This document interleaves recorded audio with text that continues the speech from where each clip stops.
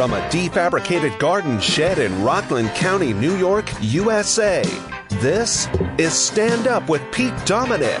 On today's episode, how to maintain sanity in the workplace by revving up that office kegerator. And now, the podcast host who has no use for office kegerators because he works in a garden shed, Pete Dominic! No, party of one here in the shed. Thank you, Pete Co., and thank you for pressing play on today's episode of Stand Up, where I will welcome the always brilliant and prolific journeyman, comedian, podcaster, musician, the great NOEL CASLER joins me, and we had a wonderful conversation, which I think you are really going to enjoy. I love listening to and even more talking with NOEL CASLER, and today was no exception. Very special conversation, I think, coming up your way. But it is Thursday if you're listening on Thursday, the 20th of January, one day before Ava turns 18. That's right, 18 tomorrow. Our little Ava is now an adult woman. And she's so cool and so great and so smart and funny and amazing. And I love to watch her grow each and every day. Some of you have been with me for the entire ride. I cannot believe it. Where are you folks? You deserve a special shout out. And thank you for supporting me along the way. So proud of Ava's getting accepted to all kinds of really cool colleges. But oh my gosh, I could just start talking about her forever. I wanted to say it's Thursday, and so tonight is the hangout. Very excited to see those of you who join me regularly on Thursday nights. I always get excited. So many of you have become really great friends, and we always laugh so much and have a really thoughtful conversation and venting sessions on the Thursday night hangout. If you're not a subscriber, if you are and you're not joining us, oh man, come on. Just even come by and turn your camera off. You don't have to say anything. And I think that you'll enjoy a lot of the conversation and what transpires at our Thursday night hangout. So check it out. That's tonight. You should be getting a link in an email if you're a paid subscriber. If you're not, email me, standupwithpete@gmail.com, and I'll send it to you personally. But quickly, a news update for the 20th of January, our year, the year of our Lord. Is that how you say it? 2023, day 729 of the Biden presidency, 657 days until the presidential election.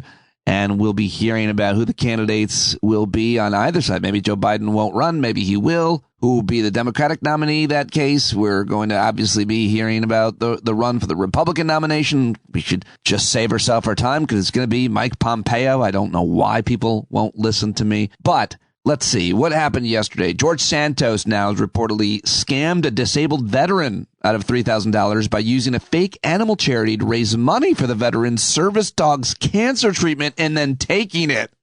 This guy is such a scoundrel. He fits perfectly in today's Republican Party, which is completely void of any principle or morality. George Santos also apparently used to dress in drag, which is not okay anymore in today's Republican Party. You can't do that because you're somehow a groomer, a criminal.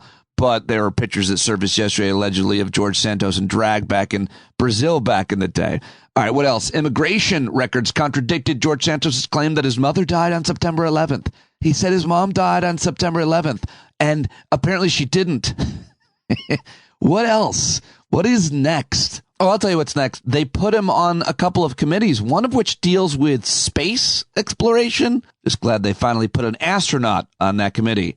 George Santos has got to be an astronaut, right? Florida Governor Ron DeSantis rejected an AP African American Studies course on the grounds that it violates state laws against teaching of critical race theory. I don't even have to look it up to tell you all it taught was American history, actual American history. Ron DeSantis doesn't like American history, as a lot of people don't. They're ashamed or embarrassed by it, I guess. And if that's the case, you should deal with it and learn about it and make it better, as opposed to denying that it all happened. But Ron DeSantis called on the Republican-controlled legislature also to permanently ban COVID-19 health measures. So he also doesn't like history or public health measures that make people's lives more enriched and healthier. Trump's 2024 presidential campaign asked Facebook to reinstate his account, so we have that to look forward to potentially. Parts of Greenland, in other news, parts of Greenland are now hotter than at any time in the past 1,000 years. That's not good at all. But you know what is? You know who is the Prime Minister of New Zealand? Her name is Jacinda Ardern, and she is getting deserved plaudits and accolades and respect for announcing her resignation yesterday. She said she just can't do it anymore, basically. And I wanted to end just my little news update here on that good news story. And here's the headline from the BBC, and I'll read it in a British New Zealand accent. Jacinda Ardern is quitting as New Zealand's Prime Minister ahead of this year's election, saying she no longer has enough in the tank to lead. The shock announcement comes as polling indicates the Labour Party faces a difficult path to re-election in October. All right, that was terrible, but here she is in her own words. For my part, I want to finish with a simple thank you to New Zealanders for giving me this opportunity to serve and to take on what has and will always be the greatest role of my life. I hope in return, I leave behind a belief that you can be kind but strong, empathetic but decisive, optimistic but focused, that you can be your own kind of leader, one that knows when it's time to go.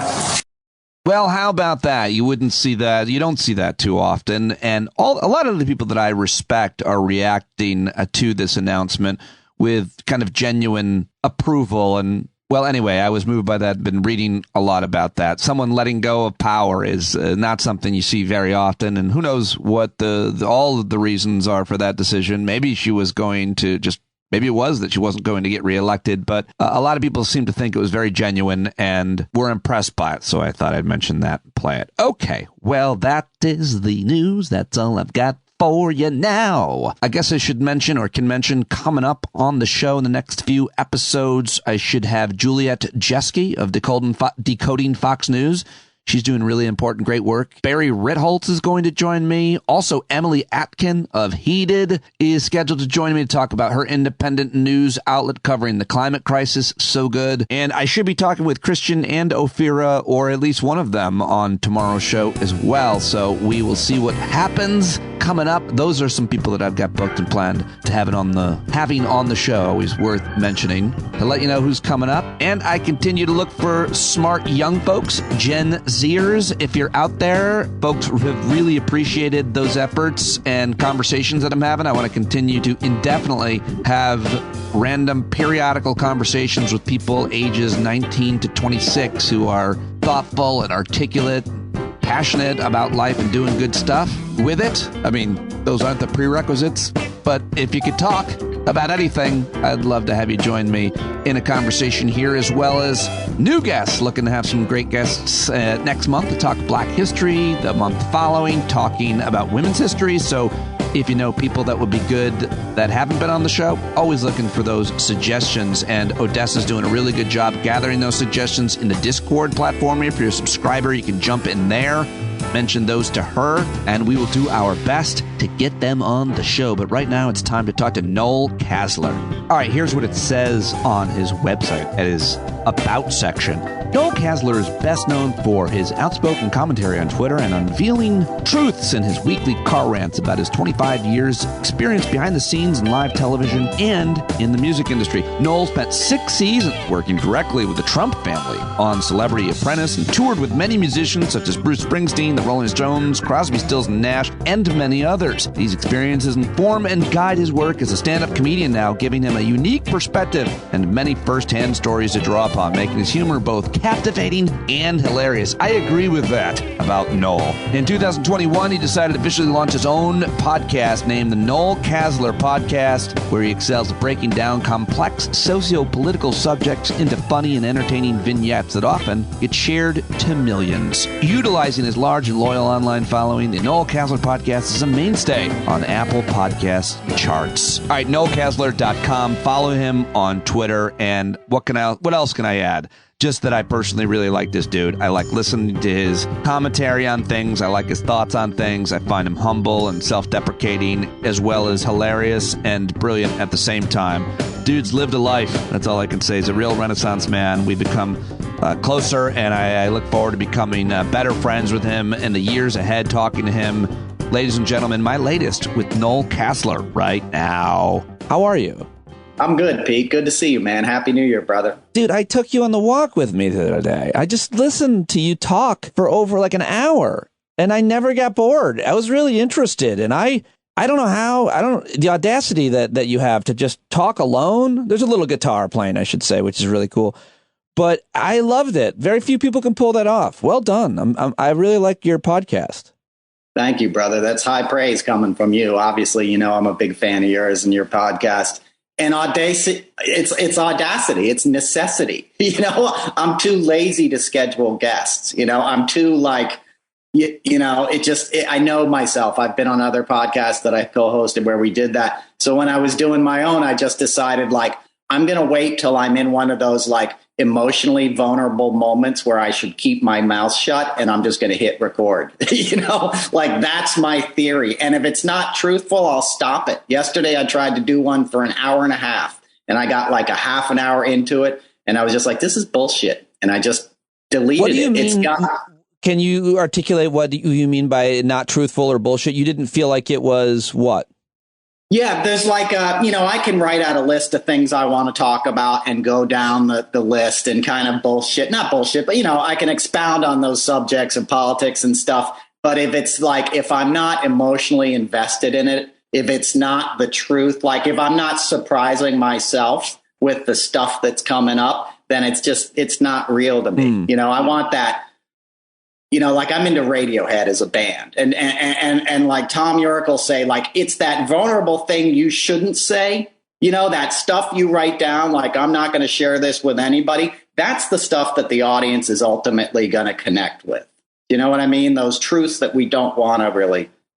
Yeah, well, you've got a lot of that in your life. You've had such a fucking crazy life, man. Your childhood was really challenging and weird and dysfunctional, and your mom and her story, and you've talked a lot about this a lot of different places, but you've done your career and your addictions going along the ride of your career and the people you know and have been around, the things you've done, and then of course your talent with music and comedy and acting, performing. It's just I guess it just you're like a Forrest Gump type. You're like a very Renaissance man, and you've seen a lot and you've had a lot of adversity, and you kind of put that all out there very honestly, which I find very likable. I like you, is what I'm trying to say. Thank you, brother. I like you too. That's why I got the beard going. This is my Pete Dominic, very masculine kind of beard. Now there you are, not being truthful. There's nothing. You're just that you're looking at me right now and you're like, oh yeah. Well, soon that thing will be gray, and then you'll really get the Pete Dominic beard going. You'll start. I mean, I wonder if you'll have a crisis about your beard color changing because you've got great hair. It'll be an issue. 100%. It'll be an existential crisis. You know, and you know, I've only spoken about my hair with you, Pete, and I'm glad I went on the record with it. But like the trolls and internet bots now call me highlights. They think this is my birthmark, as you know, but they love the fact that I have these blonde streaks.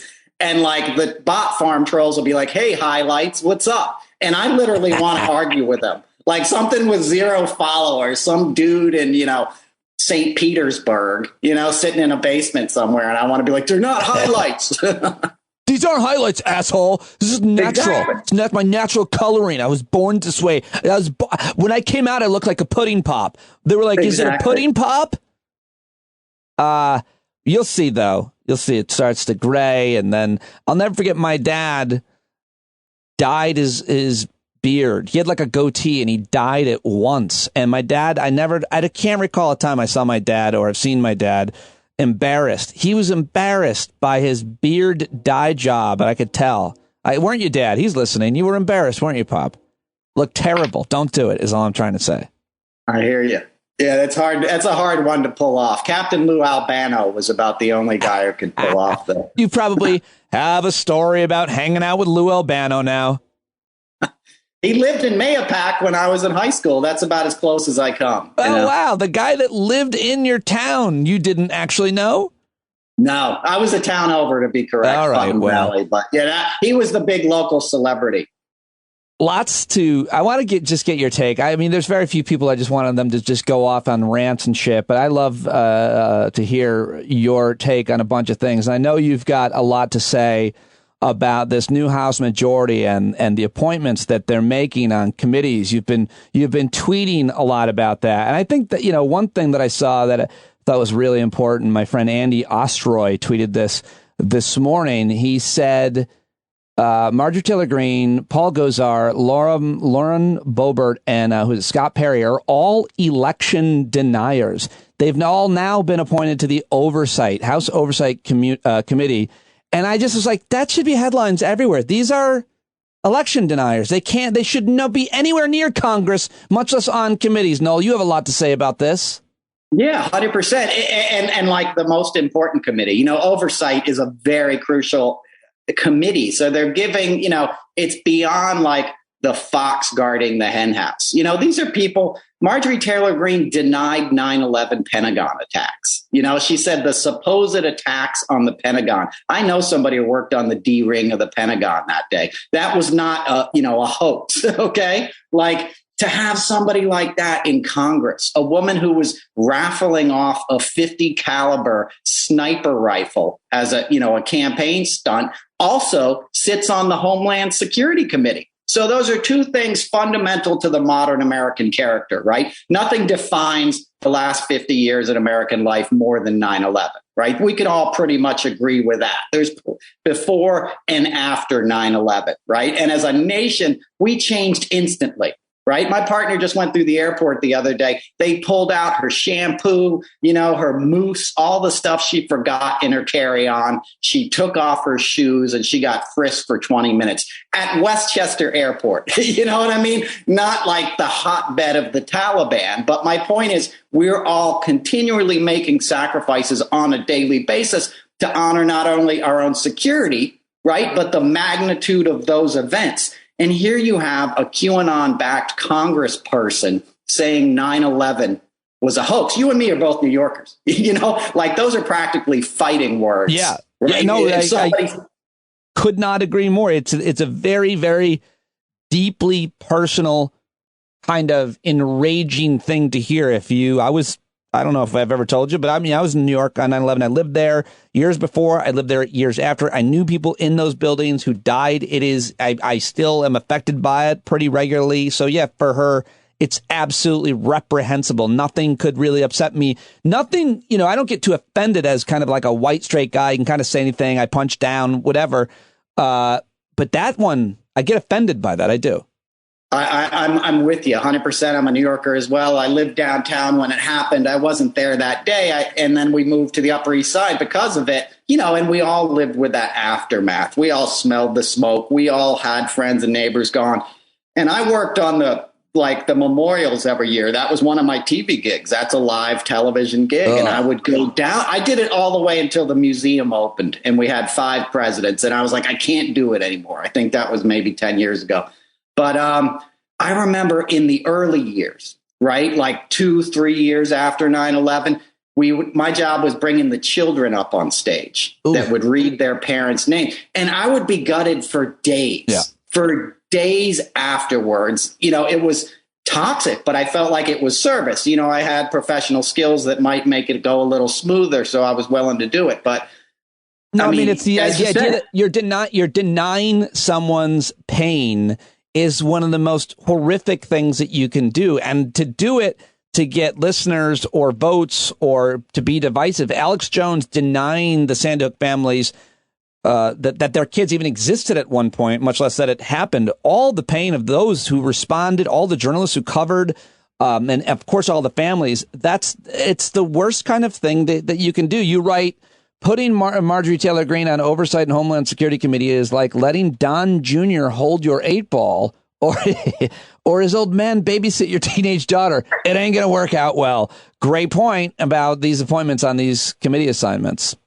Absolutely. And along those lines, I never saw Don Jr. or his father down at a 9/11 memorial. Oh, yeah. I never saw them helping out. I never saw them inviting victims to tapings of Celebrity Apprentice. They weren't inviting veterans, to sit in the audience and have a night out and forget about their war wounds. They were inviting their buddies. And then their rhetoric is ginning up a base that wasn't directly affected by 9/11, right? We were all affected, but some dude in, deep South Georgia who's voting for Marjorie Taylor Greene is ripe for the sort of conspiracy theories that she's pushing, and she knows it. So to see this pivot and to see some of the mainstream media, thank God there's shows like you to call it out, but you can see them itching to write the articles, the transition of MTG, now how she's a sober, serious Congress person. It's like, no, dude, Well, she and Lauren Boebert apparently are at odds now. So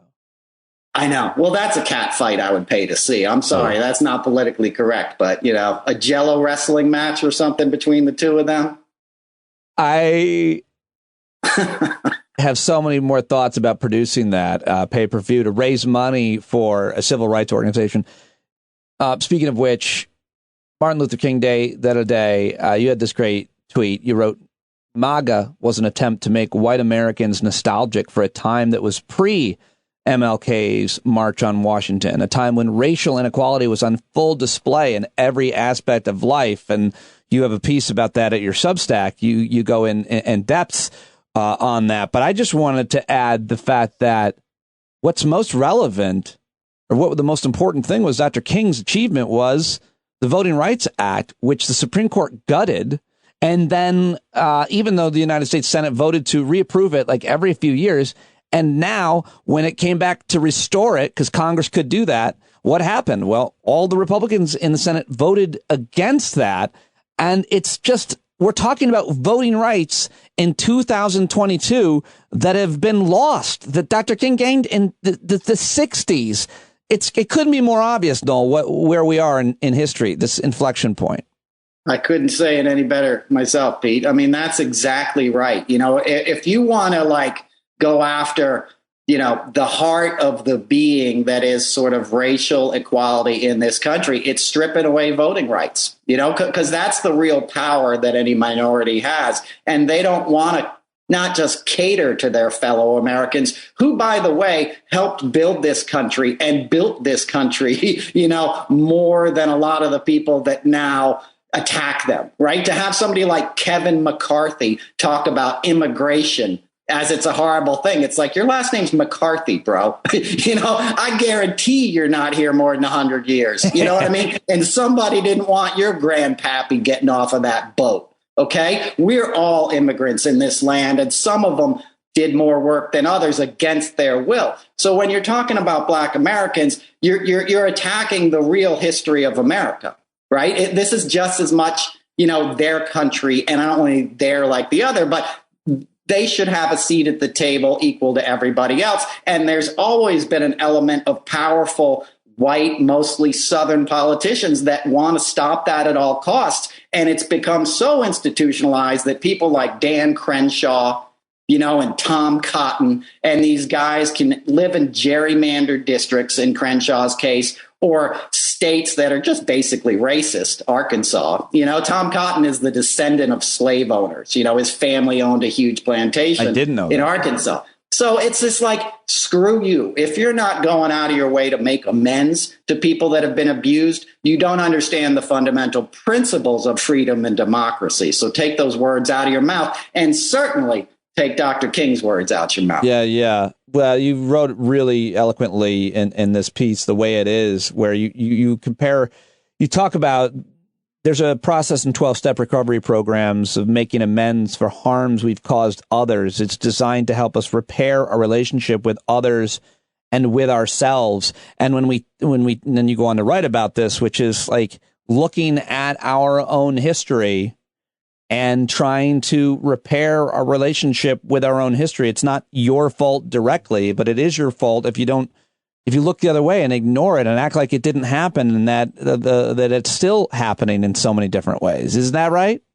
That's perfect. Thank you for putting it that way. I wish I'd made it that clear myself, but that's exactly what I'm speaking on. When people talk about things like reparations or equality, the knee-jerk instinct, especially in sort of middle-class, white to working class America, is like, my relatives didn't own any, enslaved people. Like, I worked hard for everything. That is not the point. We need to look at America as an individual, like you would look at your own history in recovery, and you find your part in things and you make it right no matter what the other person did to you. It's not about the other person. It's about your own sort of instincts or character defects, to use the terminology of recovery, and making that right so you can hold your head up high. Wouldn't it be freeing as a nation to be like, yeah, we did that, but we're doing our best now to make sure not only that it doesn't happen again, but to make it right, paying direct, not just lip service, but remuneration to the people who've suffered and systematically been suffering, right? If we had made everything right after Jim Crow era, right, and everything was cool now and that was ancient history, you could make a case to not dig it up. But how unequal our justice system is and our economic system is now clearly calls for more action that we haven't taken. That's for sure. But I was really interested, and now I'm trying to remember what the catalyst for this was. You're kind of, when you're talking about, but you talked about how important the arts are, film and television and music and so many other form of performing arts, much less visual arts, because of what they teach us about the human experience. And I think you were reacting to something about religious or a lack of public education or education in America. But I just really hooked into that. Now, forgive me if I can't recall what the catalyst was for, but tell me a little bit about this and why it's so important. You've been around all of the arts, all of the performing arts your entire life, been involved in it, a performer. Why is it so important and instructive in American life, much less in humanity in general? Because it teaches us empathy. It teaches us to understand the other and that everybody has the same desires, right? Everybody wants a family. They want happy, healthy kids. They want to live out their dreams. They sort of want to nourish those around them and have clean air and water to drink. Like, everybody wants the same deal. People come from different backgrounds and all this stuff, and it can give you the illusion of a difference. And I think humanity suffers from the fact that we don't understand you're always fighting your brother, right? And the reason I got that perspective, as you said earlier, I grew up with a single mom, who wasn't much more than a kid herself, right? She was in her mid-20s. She had drug and alcohol problems. I was an only child living in a neighborhood that, sort of Reagan attacked. This is the early 80s outside of D.C., very multicultural. I think I was the only white kid in my, sort of apartment neighborhood. My best friend at the time was an African kid, and I'd go spend, the night at his apartment, right? And his mom would be like frying up plantains and an oil cooker on the stove, on the floor. Like, it was awesome and definitely a different culture. And we'd sleep over and he'd pull out a tape recorder, the old kind, the long things that you'd have in the classroom where you could record you. And he'd put on a Beatle tape and we'd both sing Help. And he'd be like, isn't this beautiful? In his thick accent. And that was the first time I was like, bingo, like, we all like the same things. Take a great piece of music and put it on for somebody who's never heard it before, and their bodies will move, right? They'll be moved by it. When I traveled with bands, I'd get to go to Asia and all these places, exotic places to me. And I'd always, I'd have a day to walk around before the concert. I'd walk around the neighborhood. I'd always go look for like the food trucks where like the worker looking dudes were lined up, right? It was never the fancy restaurant. I was like, where does the guy who only had $5 in his pocket, where does that dude eat lunch, right? And I would never half the time know what the hell I was ordering, but it was always delicious, if that makes sense, right? Multiculturalism is a treat. If somebody else likes it, it's probably good. But you don't, it's interesting. You had a more, less typical maybe upbringing than a lot of others, say white kids of our age-ish, in that, i.e. me. You grew up around a lot of diversity in DC and, hanging out with not only a kid whose skin is dark, but he's actually from Africa. Sounds like you were saying, like a recent immigrant with an accent. And that's a pretty unique experience that you get to have is the way I see it. But going back to the arts point, like I grew up in a almost entirely all white area. So any introduction to even outside Christianity, much less race, had to come through, for the most part, art, movie, TV, film, and whether or not that was accurate or an exaggeration or a stereotype. But I mean, like I learned so much or was endeared to certain backgrounds and cultures through television growing up, much less films. Like, by the way, I always like to joke around, like, I don't understand people don't understand like the history of this country and the Civil War and the ugliness of the Civil War and slavery. I watched the film Glory with Matthew Broderick and Denzel Washington and Morgan Freeman as a young boy. I don't know if that's a good movie or not, Noel, but it was all I needed to see. Like, we could talk about other like Roots and other shows and books, but like I just needed Glory was enough. I was like, oh God, fuck, Jesus, this is horrible. And that was like huge. So what about people who don't have the diversity directly near them, which is a lot of America, which is a lot of the divide? 100%. And that's such an important point. I'm glad you made it because my childhood was sort of bisected, right? I had that time outside of D.C. My mom ended up going to prison because of her addictions. Now I'm living up in Westchester County with my grandparents, and you put me in a polo shirt and I fit right in and everybody else is playing lacrosse and going skiing and doing white people stuff, and I looked just like them, but I had this other enriching experience earlier in my life. And that happened to be around the same time that Reagan was seriously defunding the arts, and I, like you, as someone who was raised on TV, right? And in the 70s and 80s, we would have, the original Cosby Show, like the cartoon, or like Martin, Muhammad Ali had a cartoon. There was a little more diversity. You had the Norman Lear sitcoms on TV. By the late 80s, it was Dr. Huxtable. It was almost like a Reaganized version of what a wealthy Black American was. Right. And that was sort of it. The narrative changed from something that seemed almost ethnocentric, if you will, into a co-opted homogenizing of race being like a wealthy sort of patriarchal, conservative is what culture is. And that's not the truth. Culture is trans people, it's gay people, all this kind of stuff that Reagan was clearly at odds with. We could use the AIDS epidemic as only one example. But seeing that difference and interacting with my new friends who were basically the sons of grandparents and parents who had fled the cities, right, because of sort of all the troubles of the 60s and the socioeconomic changes, they sort of came up to the suburbs with that mindset of fearing the other, because everybody was living in very segregated neighborhoods in New York City. You had your Polish and your Irish and your Blacks and your Puerto Ricans, and they didn't get along, as we all know, right? That mentality was superimposed on this suburban, sort of structure, socioeconomic structure. At the same time, empathy was being pulled out of the arts, right? And a knee-jerk kind of reaction of like, just watch football, drink a Bud Light, buy a pickup truck, and salute the flag, and your buddy who's a cop can never do any wrong. Understand that. And don't think about what he's doing all day down there in the South Bronx. Just know he's got a wife and kids at home and, the media's out to get him. And that worked. It worked all the way to Giuliani, right? Back to 9/11. He became rich off of that. Trump saw it because Trump was a godhead in those circles, right? He represented sort of like offensive, grotesque wealth in the late 80s.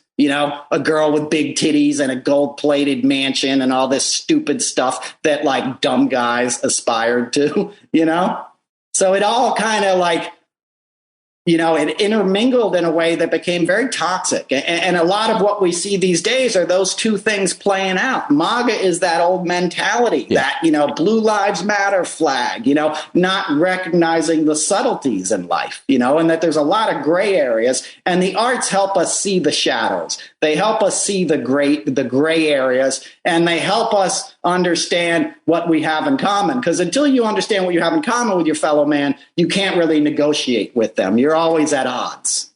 Very, very, very well said. All right, let me just ask you about a couple things. I want to get your take on a couple things in the news. First of all, what do you make of this George Santos fella? You ever seen anything like it in all your years? You've seen it all, Noel. I've seen it all, and I ain't never seen anything like that. I've known dudes like that because anybody who's worked a telemarketing job in New York City, there's always a guy like that. When I was a young actor, I'd work all these telemarketing jobs. There's always a dude who's like telling you he owns a house in Nantucket or the Hamptons, which George Santos did both of those things to his roommates. And you're like, you're working for $10 an hour, like dialing in to sell people like freeze-dried soap or something, bro. You don't have a house in Nantucket. But that kind of pathological liar, New York has always been a magnet for that guy, right? Everybody's met that dude in a bar. I'm the CEO of Goldman Sachs. It's like, no, you're not. I don't know what to say about it other than that. My point is getting to the point that, like, he's a pathological criminal. This is not going to end well. He's not just a guy who bullshitted to get a job and then he's going to keep his head down. I mean, there's people saying he emptied their bank accounts. He stole his roommate's scarf and wore it to the January 6th committee. So I think he's going to end up in jail. I'll go on the record on your show right now, Pete, and say that. But I think the larger point is what it says about Kevin McCarthy. To still seat that guy, just for the craven results of getting his vote. It's as big a disgrace to the office, and the institution that he's now the speaker of, as going down to Mar-a-Lago a week after January 6th and kissing Trump's ass, which we all know he did, Absolutely. Yeah. Hate Matt Gaetz. Loved what he said, that Kevin McCarthy has been selling shares of himself like his whole career. It's just he's such a hollow. That's like a hollow barrel calling a hollow barrel, but still stands for nothing. But George Santos, yeah, we'll see what happens with that. Where are you on the gas stove controversy? I heard about this, so I thought, well, hold on a second. Let me just look into what's going on. And apparently there's been some new research that has more evidence that, having having natural gas burning on your stovetop, not good, not great for you, not good for humans. 18% of asthma apparently in children caused by gas stoves. Like a lot of bad stuff in this new study apparently. And so I reached out to a guy who's been writing about the natural gas industry, got him on, talked about it, a lot of nuance there, but that is all lost. Noel, what is your take on this major scandal about gas stoves? Yeah, I'm coming down on the side of electric stoves, induction ovens. It's technology, baby. 70% of natural gas comes from fracking, right? Yeah. We don't have to do a whole thing on how evil fracking is, but it's evil. It's environmentally very destructive. If you don't want to burn your lips when you're brushing your teeth, then it's not for you. If you can get past that, frack all you want. Pennsylvania, who cares anyway? I'm just kidding. No, so look, I'm a foodie. I understand. If you're a saucier, it's a lot easier to control the flame, and I think in a commercial kitchen, or having a big Aga stove, I get why you would want that. That's not what the right's reacting to. I lived in 1 million New York City apartments. I lived in Manhattan for maybe 30 years. They always had those cheesy old ass gas stoves from the 60s. With the thin metal, and I could smell the gas half the time. And like you said, that's bad for children. That causes cognitive decline. It causes higher rates of asthma. Technology changes, you got to grow with the times. My house now, I have one of those electric stoves, and it does everything fine. Are you like a foodie? Do you cook a lot? Because I don't cook a lot to the point that I would care, that I would think about the stove. I was surprised. I was like, wait, I didn't realize it mattered. I don't know, for cooking. No, I'm a foodie. And there is something to be said for it, because if you're cooking a sauce, you're reducing something, you have instant control. With an electric range, you don't. But the glass top ranges, I use I use Le Creuset cookware, which is very heavy cast iron stuff with enamel. You get that hot, it's going to do the same thing a flame is. You might have to lift it up, when you turn down the stove, but it'll get you there, dude. But don't you think the larger point is just this idea of this belief in individualism and anti-government? You could throw, I guess, a sense of patriarchy into it, because it's a lot of times it's men, but it's this idea of, don't tell me what to do or what I can buy.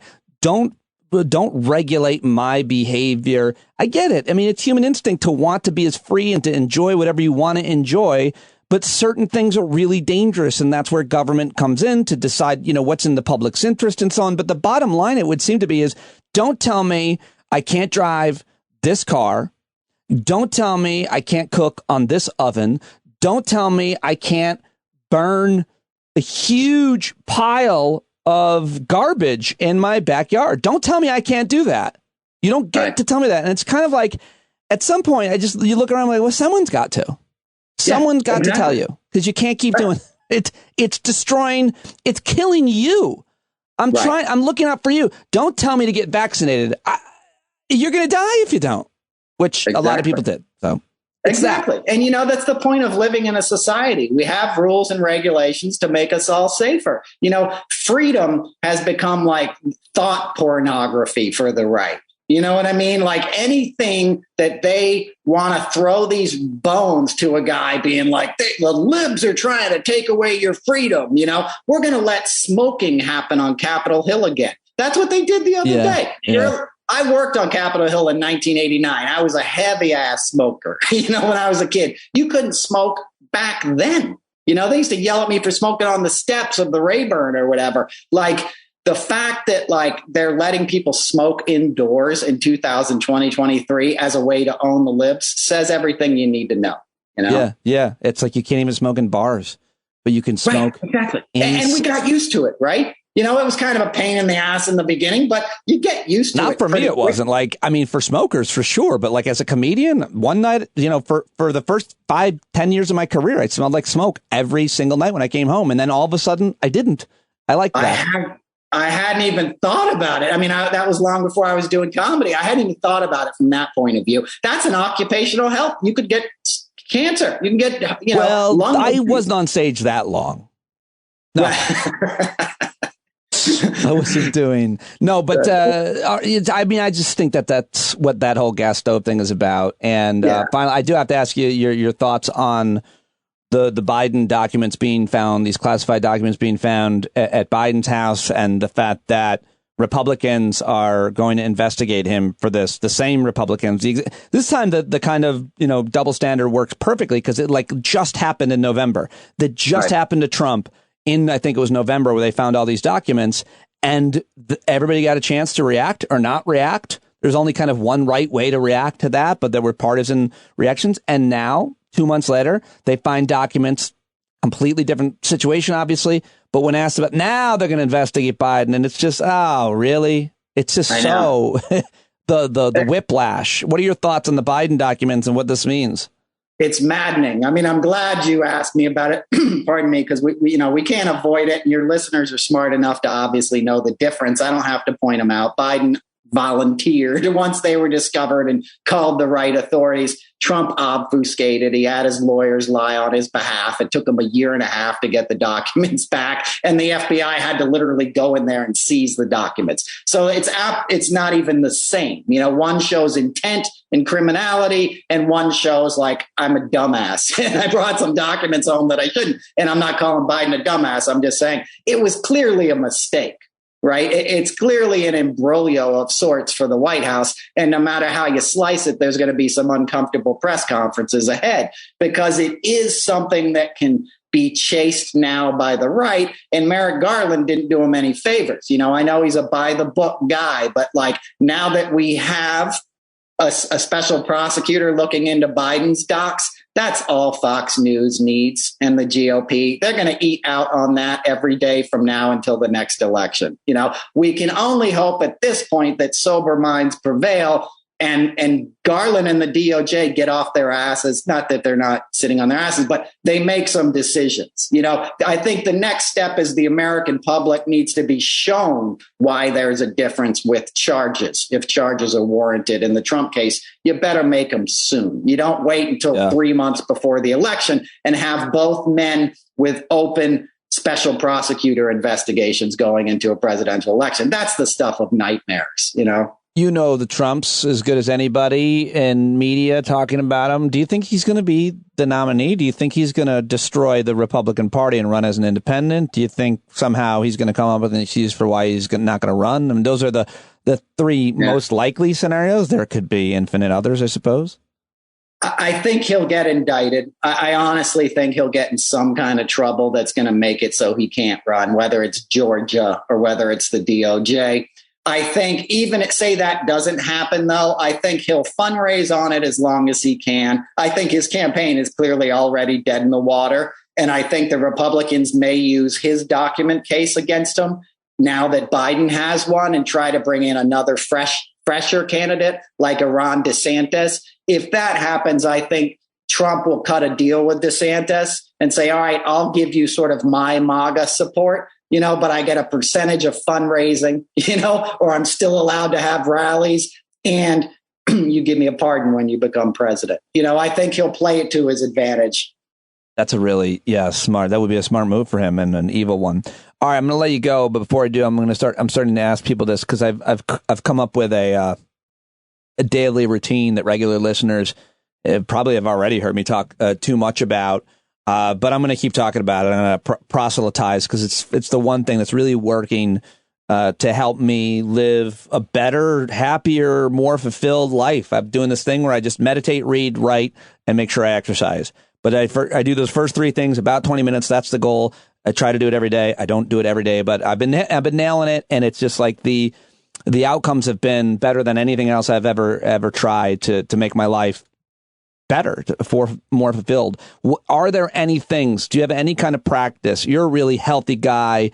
You're sober. You've seen all of life. Do you have anything that you do every day? Does anything work for you routine wise? You probably. Yeah. I see you sitting there drinking a smoothie and playing guitar or something.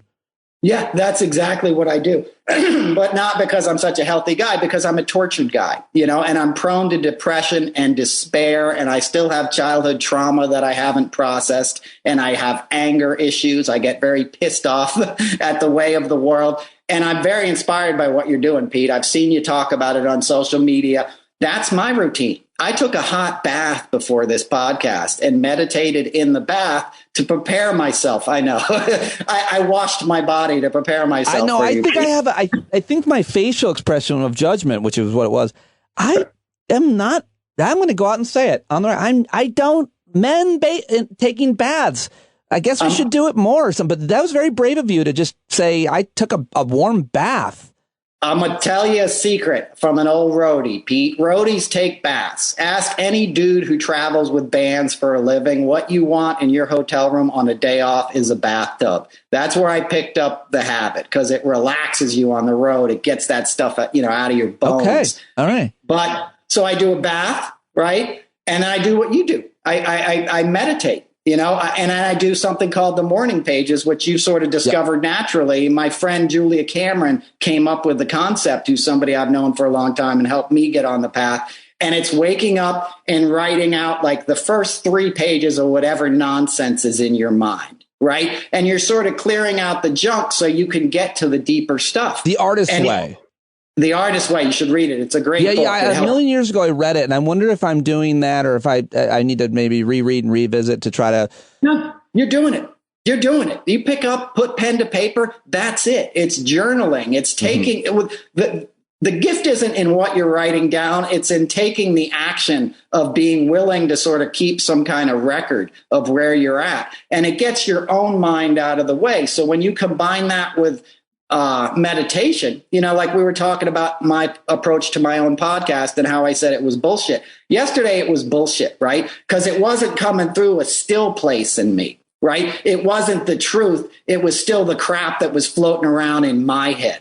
When you get sober, you're trying to get out of your own way, essentially, right? You're balancing your own self-will, which doesn't really work with a higher power, whatever that is to you, to try and get a lift, to get some wind in your sails. So if you do those 2 things, meditation, journaling, yoga, whatever, you're going to get out of your own way. And you'll find that whatever you do is going to have more mindfulness, whether that's doing the dishes or recording a podcast, you're going to be present. And only when you're present do you get the real stuff, the now. Like, that's what I was saying about the podcast. Like, it's only good when I don't know what I'm going to say next. When I'm like, I can speak on this for 20 and this for 20.